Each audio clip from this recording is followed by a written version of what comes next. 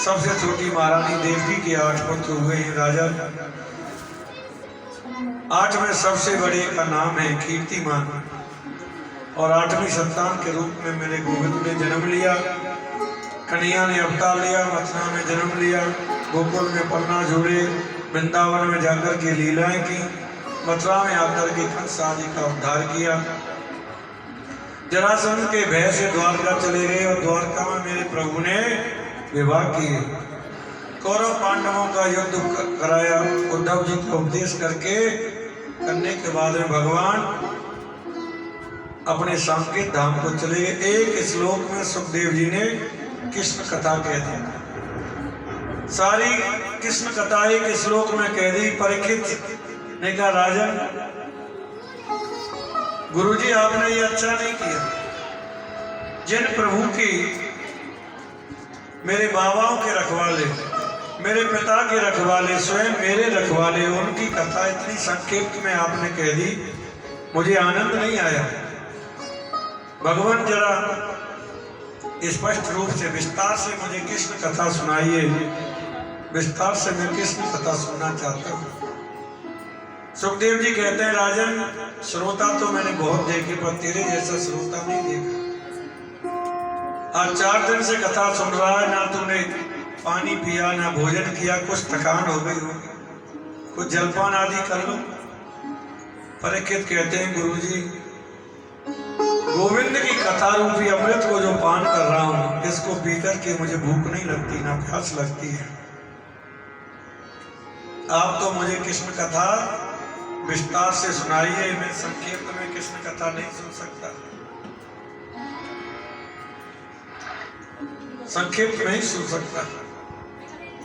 कि पितामह में समय अपीनम देवनम ते गते दुरीयंतम कौरवे दैतम सागरम ते किम बदः। मेरे पिता पांडवों के पास में क्या था? पांडवों के पास में क्या था? छोटी सी सेना थी। कौरवों के पास तो इतनी लंबी चौड़ी सेना थी महाराज, लेकिन गोविंद की कृपा से समुद्र जैसी सेना को मेरे गोविंद ने हमने पार कर लिया। गोविंद की कृपा से कि जो प्रभु मेरे बाबा के रखवाले, उनकी कथा में संक्षेप नहीं सुन सकता, विस्तार से कहूं तो सुखदेव जी कहते हैं परीक्षित तो विस्तार से आप सुनिए। कि संविदं विते बुद्धि स्तम राजनम चति वासुदेव कथायाम ये यजते रति। पर राजन पृथ्वी पर जब पाप ज्यादा बढ़ जाता है ना, दुष्टों का बोलबाला हो जाता है, तो मेरे गोविंद अवतार लेते हैं। जब जब होए धर्म की हानि बाड़े यसुर अधम अवमान, तब तब धर प्रभु विवद शरीरा हरे कृपा निज सज्जन पीरा। ज्यादा पाप कर्म जब बढ़ जाता है तब तब धरती पर प्रभु विदित शरीर धारण करते हैं। राजन गाय का रूप धारण करने वाली पृथ्वी देवताओं के पास में आकर के बोली यदि इसी प्रकार से इस पृथ्वी पर पाप बढ़ता रहा तो मैं रसातल में चले जाऊंगा। मुझसे बर्दाश्त नहीं होता इतना पृथ्वी पर पाप हो रहा है, कुछ करो कुछ करो।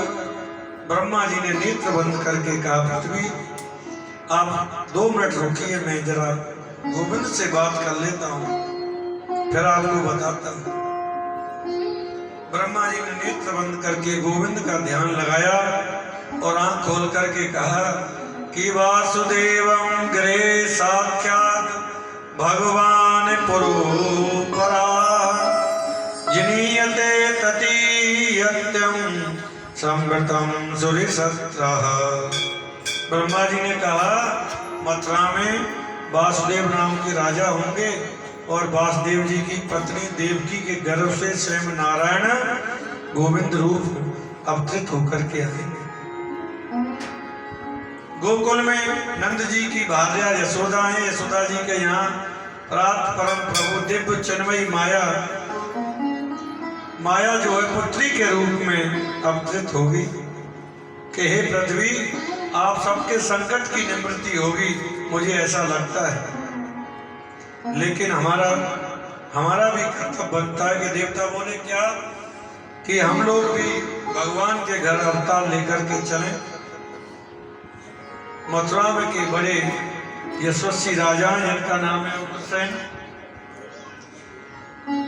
ऐसा वर्णन आता है उग्रसेन ने कि कोई पुत्र नहीं थे, बड़ी भारी तपस्या की थी, पुत्र कामेष्ट यज्ञ किया, और पुत्र कामेष्ट यज्ञ जब उग्रसेन जी ने किया, उनकी पत्नी गर्भवती हुई तो एक बार उनकी अपनी सही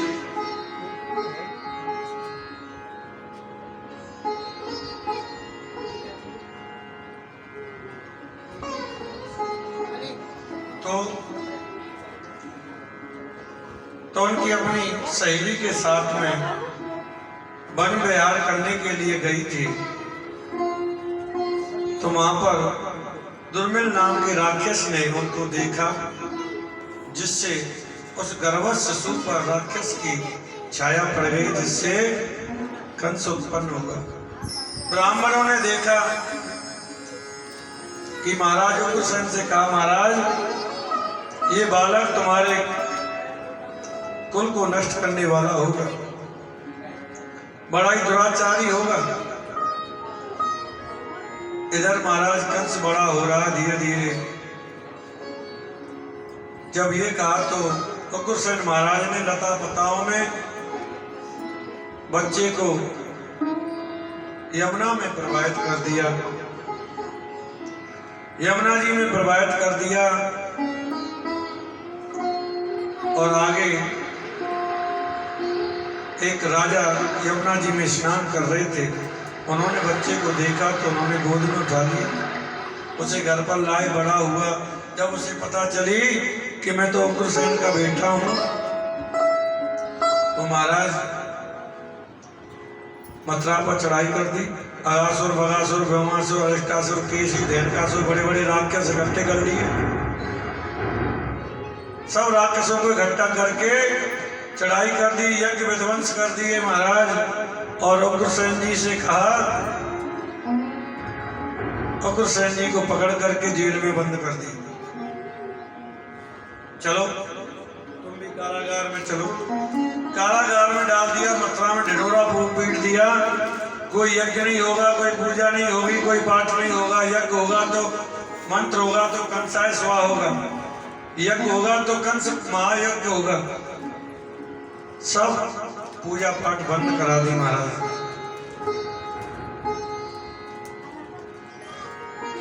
हमें ही भगवान है, हमारी पूजा करो। यज्ञ करना बंद कर दिया महाराज। कंस के मन में एक और भाव आया कि देवकी का विवाह कर दूं। कंस का भाव आ रहा है कि देवकी का विवाह कर दूं, चाचा की पुत्री है, मेरी छोटी बहन है।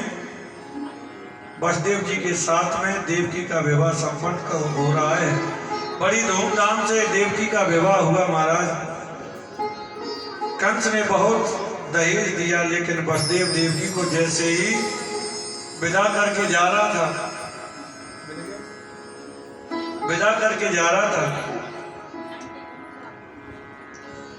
तो आकाशवाणी होगी। देवता जो है, देवताओं की जीभ बड़ी हल्की होती है, इनसे किसी की बात छिपती नहीं। रुक जाते तो क्या हो जाता।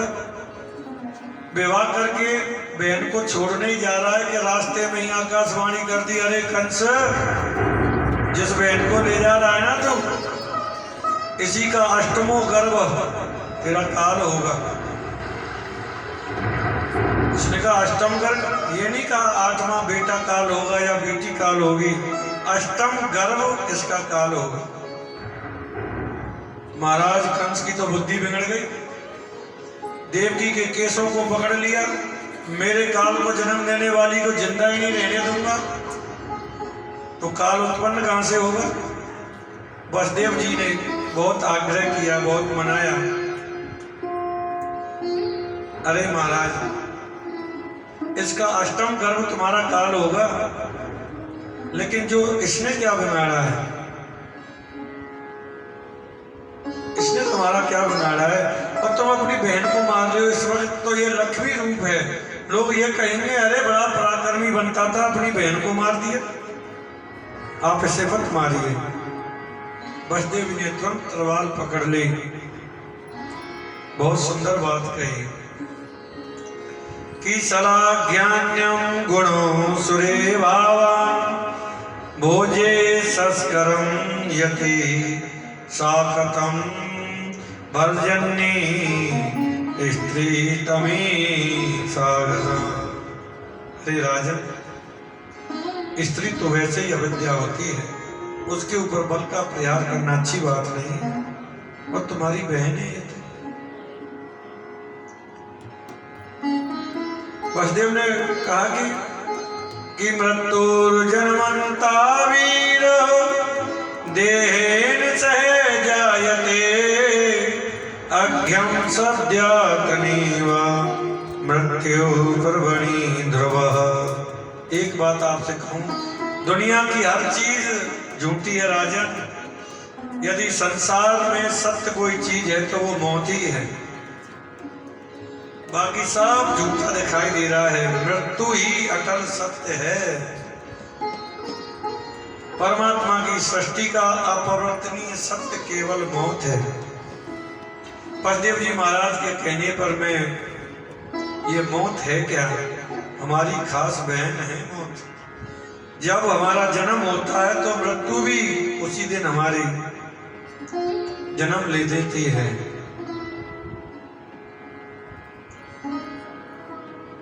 कंस ने कहा, क्या कहना चाहते हो? 1 मिनट पहले आपने सुना नहीं था कि आकाशवाणी हुई कि ये मेरी काल को जन्म देने वाली है, इसे कैसे छोड़ दूं? राजन, तुम्हारे चरित्र पर कलंक लग जाएगा। बड़ा भारी वीर बनता था, बहन को विदा करने जा रहा था तो रास्ते में मार दिया। कंस ने कहा, ज्यादा भाषण मत दीजिए, ये सारे प्रवचन अपने पास में रखिए। मैं तो इतना जानता हूं कि मेरे काल को जन्म देने वाली देवकी और काल को जन्म देगी तो मैं इसे पहले ही छोड़ नहीं सकता। वसुदेव जी ने कहा, अरे इसने क्या बिगाड़ा है? इसके गर्भ से ही तुम्हें तकलीफ है, तो आप ऐसा करिए, जेल में डाल दीजिए हमें। जब तक 8 बच्चों का जन्म ना हो जाए, 8वां गर्भ ना आ जाए, तब तक आप कारागृह में हमें रखिए, लेकिन मारिए मत इसे। कंस कहता है, अंदर रहना पड़ेगा, हथकड़ियां लगा के रखूंगा, वह जैसे जो आपकी इच्छा हो, लेकिन मारिए मत। वसुदेव को जेल में डाल दिया गया। एकदम बदल गया। वसुदेव जी बड़ी पत्नी रोहिणी जो है वो यशोदा की सहेली है, इसलिए वे प्रयाग गोकुल में ही वास करती हैं। वसुदेव जी की अन्य पत्नियां अपने ससुर जी के यहाँ महल में रहती हैं। कि कीर्ति मान्यम प्रथमंजः कंसाया कुदीचने भी अप्रिया मासम कुदीरेणम सोती तने विलीयते। वसुदेव जी ने भी प्रथम पुत्र हुआ कीर्तिमान, प्रथम पुत्र कीर्तिमान हुआ। एक एक करके उसके 6 पुत्र हुए। महारानी देवकी के गर्भ में 7वां बालक आया है। मेरे नारायण के मन में आया, ये तो मेरे शेष नाग हैं, और कंस तो महाराज जन्म लेते ही मारने चला आता है। तो उन्होंने योग माया को आदेश दिया कि इनको खींच करके रोहिणी के गर्भ में प्रवेश कर दीजिए।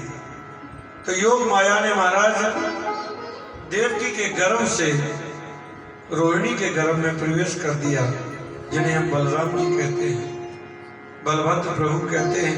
कंस को पता चली 7वां, बोले 7वां गर्भ नष्ट हो गया। कंस कहता, अच्छा हुआ, मुझे मानना पड़ता, आप ही मर गया। महाराज बड़ी सुरक्षा की हुई है, सैनिक लगे हुए हैं। भगवान ने योग माया से क्या, देवी के श्रीमत करो। योग माया ने उस बालक को रोहिणी के गर्भ में जब प्रवेश कर दिया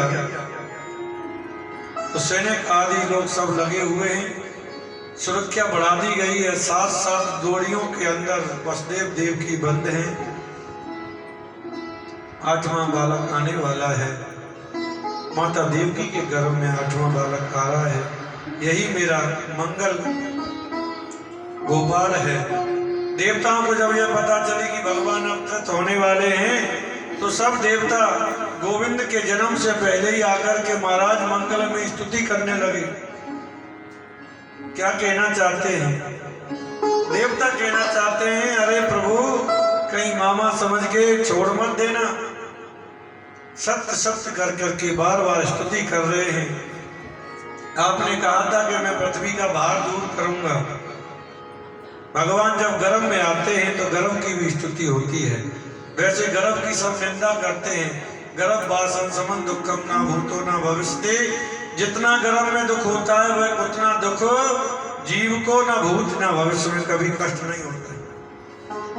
लेकिन आज मेरे गोविंद उसी गर्भ में आए तो उस गर्भ की भी स्तुति होने लगी है। देवता बड़ा स्वागत कर रहे हैं। आइए कि स्वागतम कृष्णा शरणागतम कृष्णा